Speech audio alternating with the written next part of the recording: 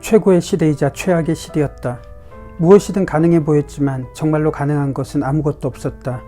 혼란과 무질서, 빛과 어둠이 공존하는 시대였다.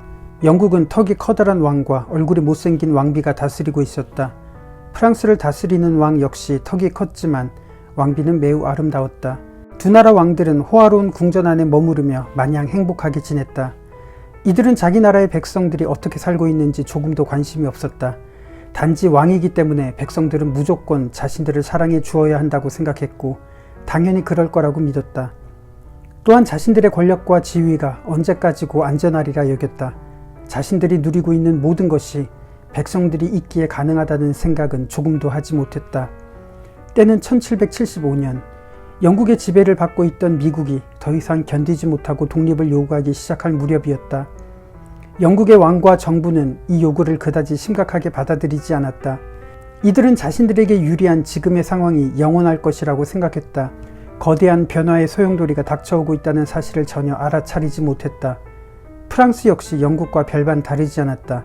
프랑스를 다스리는 왕은 현실을 제대로 알지 못한 채 필요 이상으로 큰 권력을 교회에게 주었다. 교회는 그 권력을 함부로 휘둘렀고 그 때문에 어처구니 없는 사건이 일어나기도 했다. 어느 날 수도사들이 거리를 지나다가 자신들을 보고도 무릎을 꿇지 않았다는 이유로 한 청년을 붙잡아 처형해버렸다.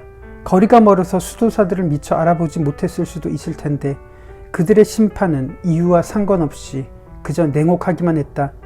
교회의 막대한 권력은 이 힘없고 가난한 청년에게 어이없는 처사에 분노할 자격조차 주지 않았다. 가차없는 처단은 그를 영원히 침묵하게 만들 뿐이었다. 왕은 이 사건에 대해 한마디도 하지 않았다. 하지만 이 청년의 죽음은 그동안 프랑스 민중들의 마음속에 조금씩 타오르고 있던 불길에 기름을 끼얹었다. 나무를 베어서 팔거나 농사를 지어서 간신히 입에 풀칠을 하며 살아온 대다수의 민중들은 오랫동안 가난에 허덕이며 마음속에 분노를 키워왔다. 세상은 이렇게 돌아가고 있었다. 민중들은 죽어라 하고 일을 하는데도 보수는 점점 줄어들어 갈수록 형편이 어려워졌다. 마침내 그들은 들고 일어날 준비를 하기 시작했다. 하지만 통치자인 왕은 여전히 아무것도 모른 채, 아니 알 필요가 없다는 듯 태평하게 살아가고 있었다.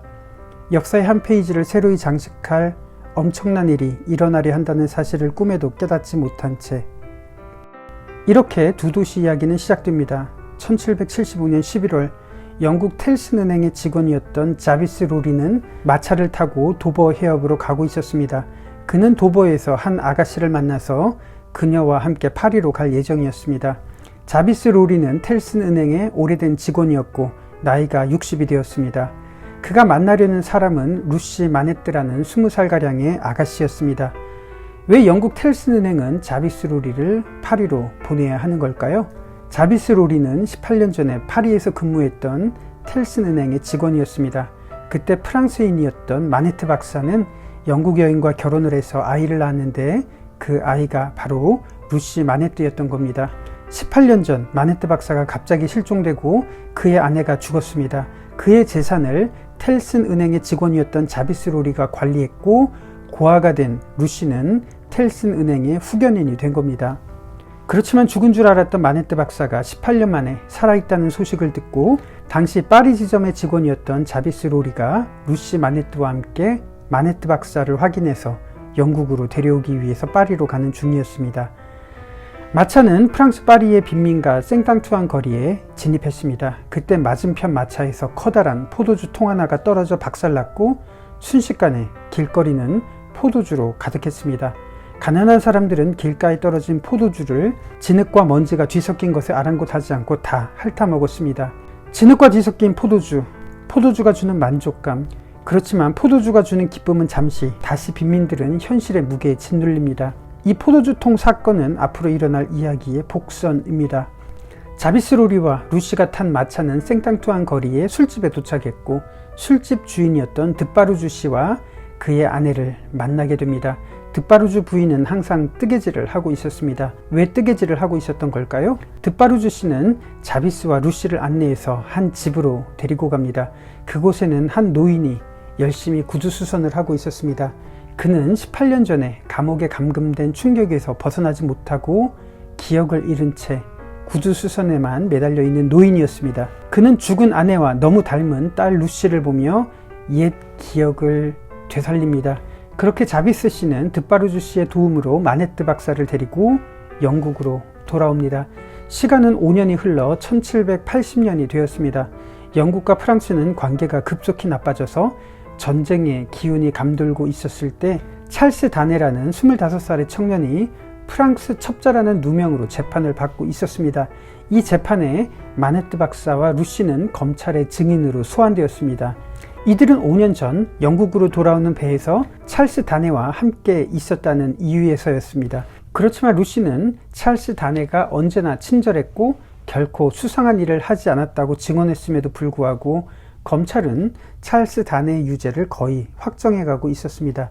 그때 찰스 다네를 변호했던 스트라이버 변호사는 자신의 보조 변호사였던 시드니 카턴을 법정에 세웁니다.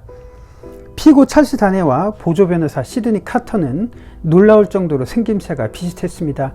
검찰과 배심원들 그리고 증인들까지 판결에 혼란을 느끼기 시작했습니다. 결국 시드니 카턴의 등장으로 찰스 다네는 무죄로 석방됩니다. 그렇게 대면한 찰스 다네와 시드니 카턴, 놀랍게 비슷한 외모를 가진 덕분에 서로의 인생에 전환점을 주게 됩니다. 시드니 카턴 덕분에 목숨을 건진 찰스 다네, 그리고 찰스 다네 덕분에 인생의 의미를 발견했던 시드니 카턴, 이 둘은 서로에게 그런 사이가 되었습니다. 찰스 다네의 재판 이후 런던의 많은 남자들이 루시에게 관심을 가졌습니다. 증인으로서 자신을 위해 변호해준 루시에 대한 고마움을 가졌던 찰스 다네도 마찬가지였습니다. 그리고 삶의 의미를 깨달은 시드니 카턴의 마음에도 루시가 들어오기 시작했습니다. 한편 프랑스에서는 귀족들의 사치와 향락, 민중들에 대한 착취가 점점 극으로 치닫고 있었습니다. 그런 귀족들 중에서도 에브레몽드 후작은 성격이 잔인했고 사람들에게 무례했으며 무척 거만했습니다. 가난한 사람들이 사는 골목에서도 빠르게 마차를 몰다가 어린아이를 치어 죽여도 눈 하나 까딱하지 않고 금화 한 입을 던져주는 바로 그런 인물이었습니다. 이런 귀족들의 횡포를 술집 주인 드바루주 부부는 계속 지켜보고 있었고, 그럴수록 그의 아내 드바루주 부인은 열심히 뜨개질을 했습니다. 실제로 에브레몽드 후작과 그의 쌍둥이 형제는 프랑스에서 포악하기로 유명한 귀족이었습니다. 에브레몽드 후작에게는 쌍둥이 형제가 있었는데 그의 아들이 샤를 에브레몽드였고, 샤를은 자신의 가문에서 계속되는 악행에 환멸을 느끼고 귀족의 신분과 상속을 포기한 채 영국으로 떠난 젊은이였습니다. 그가 바로 찰스 다네로 이름을 바꾼 젊은이였던 겁니다. 에브레몽드 가문에 분노한 사람들은 결국 에브레몽드 후작을 죽이고 맙니다. 반면 프랑스를 떠나서 영국에서 살던 찰스 다네는 루시를 사랑하고 결혼을 하게 됩니다. 마네트 박사와 루시 역시 프랑스에서 떠나왔기에 이들과 찰스 다네는 여러모로 통하는 면이 많았던 겁니다. 그들은 가정을 이루고 살았습니다. 루시를 사랑했던 시드니 카턴은 이 가정의 행복을 진심으로 빌어주었습니다. 그러는 사이에 프랑스에서는 점점 혁명의 분위기가 고조되어 가고 있었습니다. 술집을 운영하는 드바루주 부부는 민중들을 움직이는 보이지 않는 실세였고, 드바루주 부인의 뜨개질에는 처형할 사람들의 이름을 암호로 새겨놓고 있었던 겁니다. 마침내 1789년 7월에 프랑스 대혁명이 일어났습니다. 드바루주 부부의 술집은 혁명정부의 본부나 다름없었습니다. 시민들은 바스티유 감옥을 무너뜨렸고 죄수들을 풀어주었습니다. 드바루주 부부는 폭도들의 재판관이 되어서 그동안 눈여겨보던 사람들을 처형했습니다. 이들은 생땅투한 거리가 포도주로 물든 것처럼 파리 시내를 피로 물들였습니다. 무자비한 사륙이 한밤중에 펼쳐졌고, 해가 뜨면 파리 시내는 시체와 피가 진동하는 그런 공간이 되었습니다. 귀족에 대한 분노로 시작한 프랑스 대혁명은 이제 자신들의 원한을 푸는 잔혹한 복수극으로 변했습니다. 그로 인해 귀족들과는 무관한 사람들까지도 마구잡이로 죽음에 내몰리게 되었습니다. 그때 런던에 있는 찰스 다네 앞으로 편지 한 통이 전달됩니다. 프랑스의 에브레몽드 가문 역시 혁명의 희생자들이었는데 그 집의 하인이었던 테오빌 가벨은 이 가문을 위해 일했다는 이유로 파리의 감옥에 갇혀 죽음을 앞두고 있었던 겁니다. 에브레몽드 가문의 모든 사람들이 희생을 당했기 때문에 하인 가벨의 명목상 유일한 주인이었던 찰스 다네는 파리로 돌아가서 가베를 위해 변론하는 것만이 그를 구할 수 있는 유일한 방법이라는 것을 알게 됩니다. 그렇게 찰스 다네와 자비스 로리는 프랑스 파리로 향합니다. 찰스 다네는 선량하고 무고한 하인 가베를 변호하기 위해서, 그리고 자비스는 텔슨 은행 파리 지점의 문서들을 보호하고 가져오기 위해서 파리로 떠난 겁니다. 한 직원으로서 은행의 업무를 위해 위험한 파리 시내 한가운데로 기꺼이 움직이는 자비스 로리를 보면서 찰스 다네는 고민을 했습니다. 에브레몽드 가문의 악행으로 인해서 자신은 영국으로 도피해 있었고 아무런 책임이 없었음에도 불구하고 무고한 하인이 죽음의 위험에 처해 있었기에 무거운 책임감을 느꼈던 겁니다. 파리에 도착한 자비스 로리와 찰스 다네는 이전과는 전혀 다른 파리의 모습을 경험합니다. 이제 혁명 정부의 세상이 되었습니다. 찰스 다네는 하인을 구하기 위해 왔다고 말했지만 사람들로부터는 도망자라는 이유로 감옥에 들어가게 됩니다. 이런 배후에는 역시 드파르주 부부가 있었습니다. 자비스 로리는 은행 사무실 외에는 모든 곳이 혁명군에 의해서 점령을 당했고 그마저도 자신에게는 시간이 얼마 남지 않았다는 것을 알게 됩니다. 그때 사무실에 마네트 박사와 루시가 도착합니다. 남편 찰스 다네가 파리로 떠났고 행방이 묘연해졌기 때문에 도움을 구하기 위해서 자비스 로리를 찾아왔던 겁니다. 이미 18년 전에 수감된 전례가 있었고 드파르주 씨와도 아는 관계였기 때문에 마네트 박사는 파리로 돌아왔지만 파리는 피비린내가 진동하는 공간으로 변했습니다. 그들이 창문으로 내다본 파리의 모습은 희망과는 달리 현실은 전혀 다른 모습이었습니다. 작가 찰스 디킨스는 이 대목을 이렇게 기록합니다. 아침이 되자 자비스 로리는 가만히 창가로 다가가서 밖을 내다보았다. 막 떠오르는 태양빛으로 마당 전체가 붉게 물들어 있었다. 하지만 사람들을 처형한 흔적이 있는 바닥들은 아침 노을빛과는 다른 훨씬 더 붉은 빛깔로 진하게 물들어 있었다. 파리 지점 은행 건물에 머물던 마네트 박사와 일행은 찰스 다네가 감옥에 감금되어서 살아있다는 소식을 듣습니다. 그렇지만 드파르주 부부와 혁명군들은 망명자 찰스 다네를 살려줄 마음이 조금도 없었습니다. 드파르주 부부의 주도하에 재판과 처형이 이루어지고 있었기 때문입니다.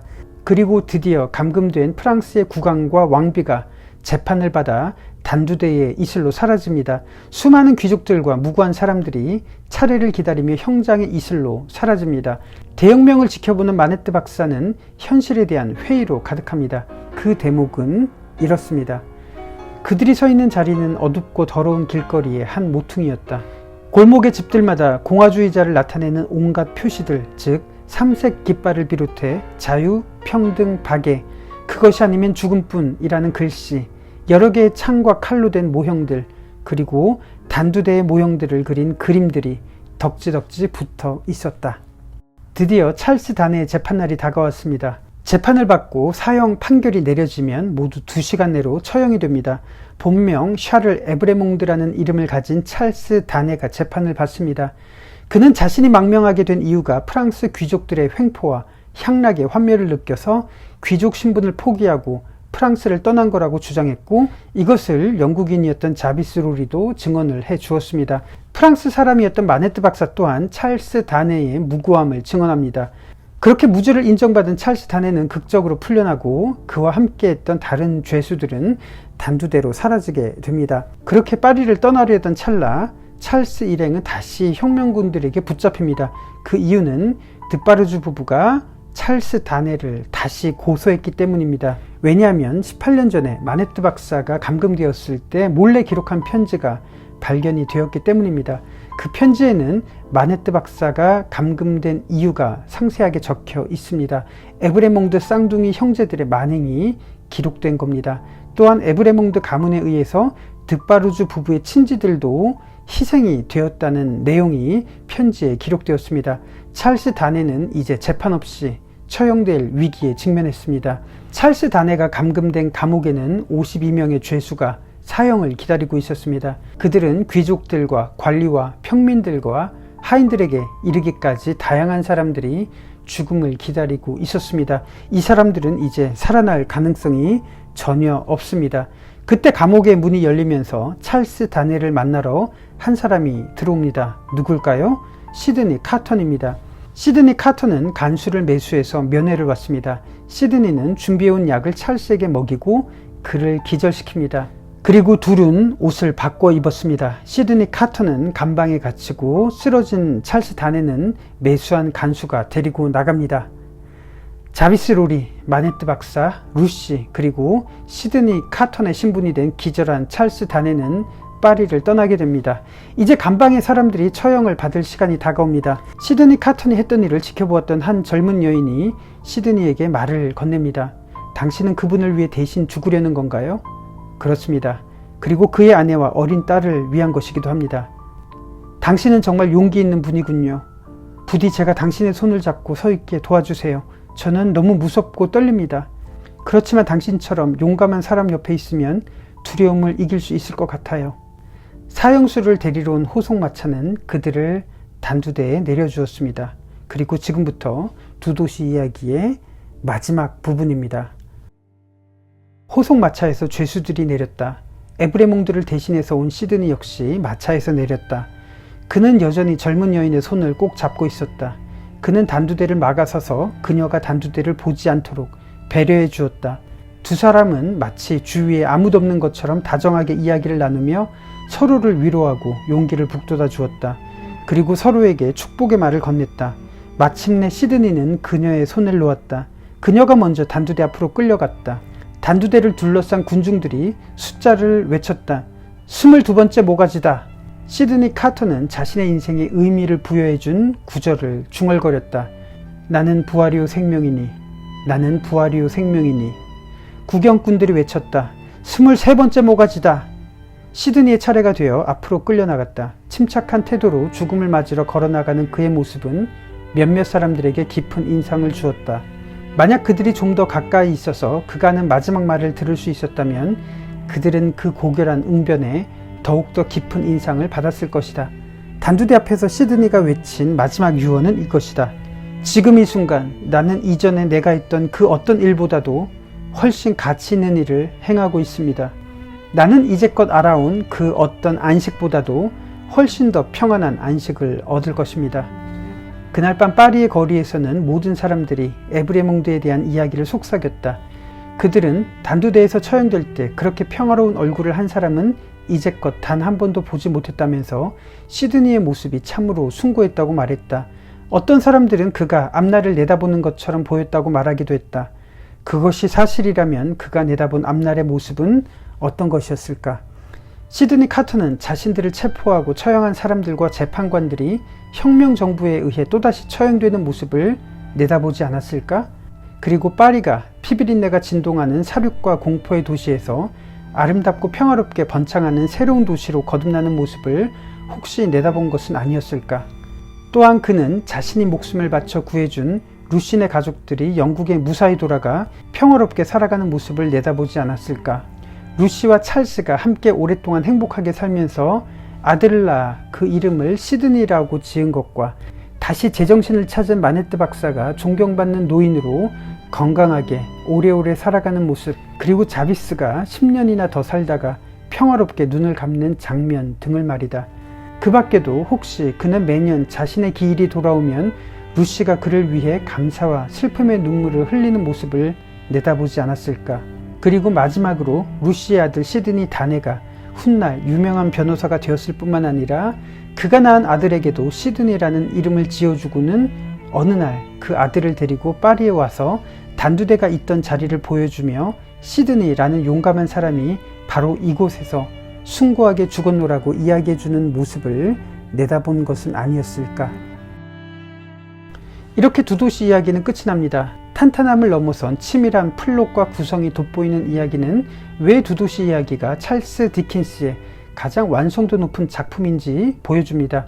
그렇지만 더 놀라운 사실은 두 도시 이야기는 주기도문에서 외우던 두 나라 이야기를 상징적으로 보여주기 때문입니다. 현실에서 보이는 부조리함과 모순을 우리는 어떻게 해결할 수 있을까요? 대표적으로 마르크스는 자본가들을 타도하고 자본주의를 제거하면 모순이 해결될 거라고 말합니다. 그러나 그것이 얼마나 비현실적이었는지 역사는 우리들에게 증명해 줍니다. 크리스마스 캐롤의 스크루지가 변했던 것처럼 이 세상은 폭력에 의해서 변하는 것이 아니라 사랑과 희생으로 가능하다는 것을 찰스 디킨스는 보여주고 있습니다. 그렇지만 찰스 디킨스는 분명히 말합니다. 세상을 변화시키는 것은 제도화된 교회, 제도화된 성직자가 아니라 영혼을 사모하는 한 명의 그리스도인에 의해서 가능하다는 것을 말이죠. 작품 앞부분에서 디킨스가 지적한 것처럼 프랑스 대혁명 직전에 교회와 성직자들 역시 귀족과 크게 다르지 않았고, 프랑스 대혁명을 거치면서 파괴되지 않은 교회는 불과 5%에 불과하다는 통계는 오늘날 교회의 현실, 그리고 우리 스스로를 성찰하는 지표가 아닐까 생각합니다. 폭력으로 세상을 바꿀 수 있다는 생각의 전형적인 인물은 드바루주 부부입니다. 그러나 그들은 또 다른 폭력의 희생자였습니다. 자유, 평등, 박애의 구호는 진정한 해결이 될 수 없다는 점을 찰스 디킨스는 이 작품에서 지적합니다. 그러나 시드니 카턴이 보여준 행동은 단순한 동정과 박애의 정신에서 비롯된 것이 아니라는 것을 작가는 분명히 말하고 있습니다. 그에게 삶의 의미를 부여해준 것은 바로 부활과 영원한 세계였습니다. 그것이 바로 희생이라는 숭고한 모습으로 드러날 수 있었던 겁니다. 그런 모습에서 우리는 이 세상에 영원한 세계를 드러낼 수 있을 겁니다. 왜 이 세상에는 하나님의 나라를 볼 수 없고 느낄 수가 없을까요? 주기도문을 모르기 때문이 아니라 하나님 나라를 이 세상에 드러내려는 의지와 의미를 상실했기 때문이 아닐까요? 하나님의 나라가 이 땅에 임하게 해달라는 구체적인 모습을 우리는 어떻게 드러낼 수 있을까요? 우리에게 이 주기도문에 대해서 많은 생각을 하게 하는 작품이 바로 두 도시 이야기입니다. 오늘은 마네트 박사와 찰스 다넬을 중심으로 두 도시 이야기를 리뷰했습니다. 그렇지만 이 작품에서 자비스 로리와 같은 직원이었던 제리 크런처 부부를 살펴보거나 아니면 드바루주 부부를 살펴보는 것도 무척 흥미로울 것 같습니다. 여러분들은 두 도시 이야기를 보시면서 무엇을 느끼셨습니까?